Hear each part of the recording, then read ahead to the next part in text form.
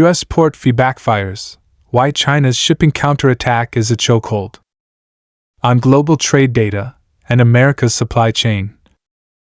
The public sphere erupted when the U.S. Department of Commerce high-profilely announced a mandatory multi-million-dollar infrastructure improvement fee on Chinese-flagged vessels starting in December 2024. This administrative order, packaged as a move to maintain the competitiveness of the domestic shipping industry, appears to target Chinese shipping companies but is, in fact, subtly insidious. The nearly stringent vessel age restrictions and carbon emission standards in the policy details act like a fine net, encompassing 98% of the global commercial fleet within the fee's scope. A dramatic turn unfolded half a month before the effective date. The Wall Street Journal first disclosed that U.S. shipping giants were pressuring the government, claiming the policy would cause trans-Pacific freight rates to surge by 40%, and their own container ships, due to being overage, faced the dilemma of no port to enter. More ironically, the West Coast Port Authority of the U.S. urgently issued a warning that this measure would cause the Port of Los Angeles to lose over $10 million per day. Is this meticulously planned new trade war move, a sanctioning stick for a precise strike, or an economic hand grenade thrown at its own feet?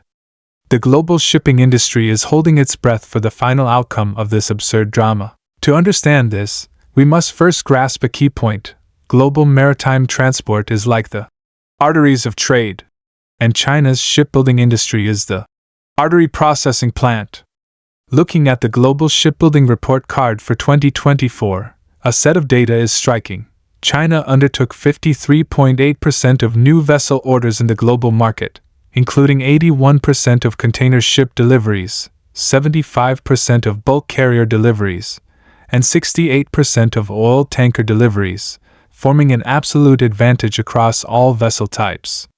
This means that in the arterial network of global maritime trade, over 70% of critical transport carriers are made in China. Whether it's a container ship fully loaded with made in China goods or a massive bulk carrier transporting commodities, the blueprints bear the mark of China. The U.S. attempt to impose tolls on seagoing transport vehicles built by China through trade barriers and tariff hikes is fundamentally an absurd strategic misjudgment.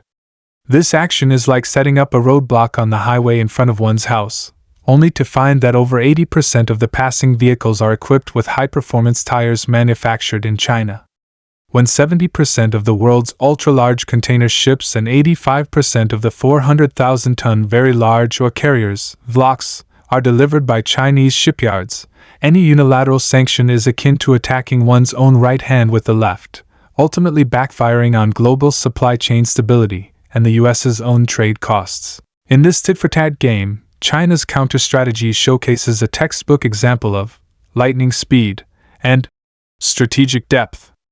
At the sensitive juncture when the U.S. was brewing new regulations in the international maritime domain, planning to impose surcharges on specific maritime services on October 14th, China preemptively launched a revised version of the International Maritime Regulations on September 28th.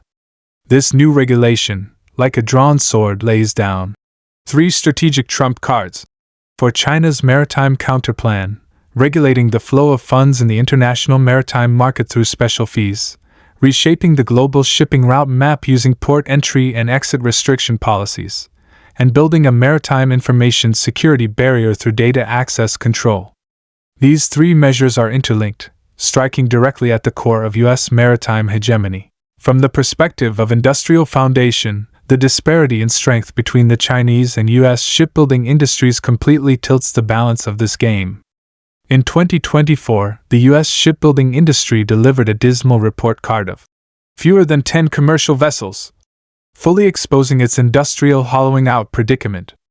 In contrast, China, relying on its complete industrial chain system and powerful manufacturing capability, broke the 1,000 commercial vessel delivery mark during the same period, occupying half of the global market. This difference in magnitude means that any attempt by the U.S. to sanction the maritime sector will become a futile exercise due to its inability to find alternative production capacity. China's countermeasure this time is precisely a chokehold technique, aimed at the opponent's lifeline, injecting powerful momentum into the crucial battle to reshape international maritime rules and safeguard national interests and global maritime order. Next, let's dissect three truths. Why is the US via self-inflicted wound? Why are European giants collectively defecting? What kind of global strategic game is hidden in China's countermeasure? The US's fee calculation was immediately undercut by its own data. According to the plan from the US Trade Representative, USTR, a Chinese shipping company would pay up to $1 million per port call, while non-Chinese shipping companies using China-built vessels would pay up to $1.5 million. However, data from the World Shipping Council shows this would affect 98% of the global fleet, with 43% of port calls at US ports in 2024 requiring payment. More ironically, the US shipbuilding industry has long lost its footing. Its global market share is only 0.13%, and it built fewer than 10 commercial vessels in 2024, while China built over 1,000. Mediterranean Shipping Company (MSC) of Switzerland, after hearing the US's fanfare, immediately ordered 12 new ships in China, a vote with their feet that says it all. The US's attempt to force Chinese shipping companies out with fees and revitalize its domestic shipbuilding industry is pure fantasy. The global shipping industry can no longer do without the cost-effectiveness and capacity of China's shipbuilding, just as American consumers cannot do without Chinese manufacturing. This policy, which only focuses on short-term political interests and disregards the reality of the global industrial chain, is essentially self-mutilating sanctions.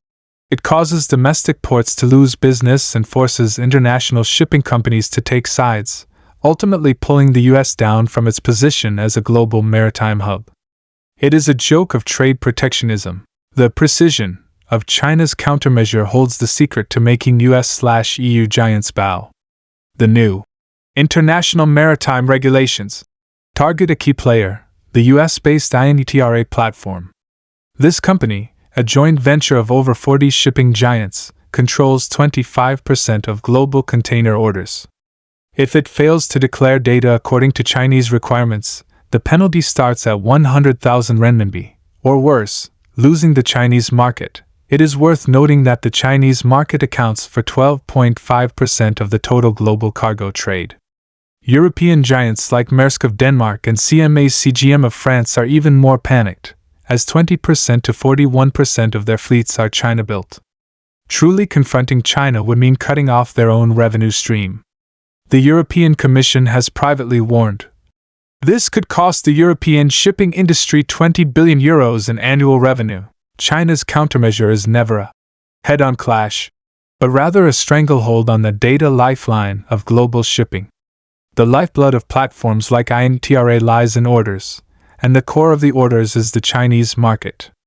This strike the vital spot strategy avoids harming the innocent while ensuring that companies cooperating with the US's discriminatory policy pay a price. In contrast, the US's one-size-fits-all fee drags its European allies into the mire, exposing its hegemonic nature of America first.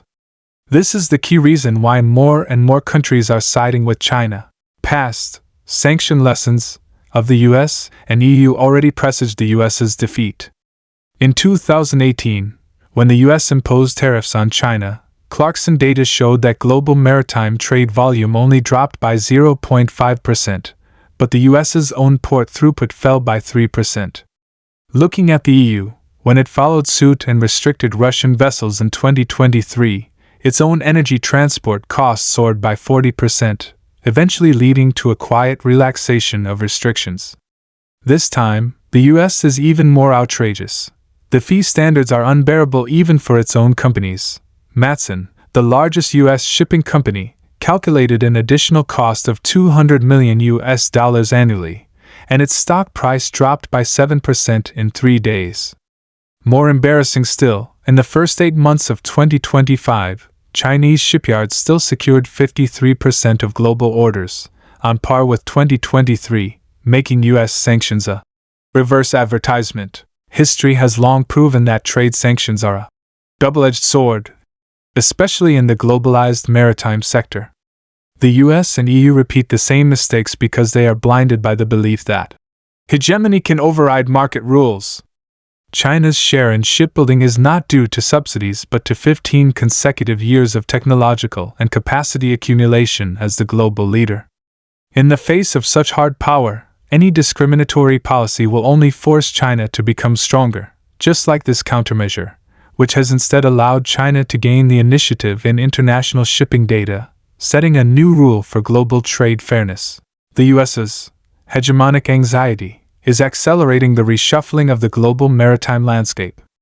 The Trump administration's move has three hidden motives: to revitalize the domestic shipbuilding industry, promote US-China decoupling, and consolidate US military hegemony. However, the reality is stark. Although South Korea promised to invest $150 billion in US shipbuilding, the capacity gap will take at least 10 years to fill. China's Lodink logistics platform connects the globe, and decoupling is tantamount to severing trade arteries. The warships the US military needs cannot be built by US shipyards alone. In contrast, China's countermeasures have attracted more countries to cooperate. ASEAN has explicitly stated that it will not participate in discriminatory fees, and Middle Eastern ports are actively connecting with China's maritime data. The US's operation is essentially the struggle of a declining hegemon. Maritime transport is a bond of global cooperation, not a tool for political games. China's countermeasure is not just about defending its rights but also about maintaining global trade fairness. By establishing the rule that discrimination must be countered, it allows countries to see that win-win cooperation is more reliable than zero-sum games. This difference in strategic outlook is shifting the global maritime center from the US to China. The more the US struggles, the faster the East rises and the West declines, which is the inevitable outcome of hegemony. After reading this maritime game, is it perfectly clear who is maintaining fairness and who is engaging in hegemony? The US attempts to use fees to create a bottleneck but forgets that it cannot do without the arteries of trade made in China. Follow me, and I will keep you updated on how the US shipping industry saves itself, and which companies will be the first to yield.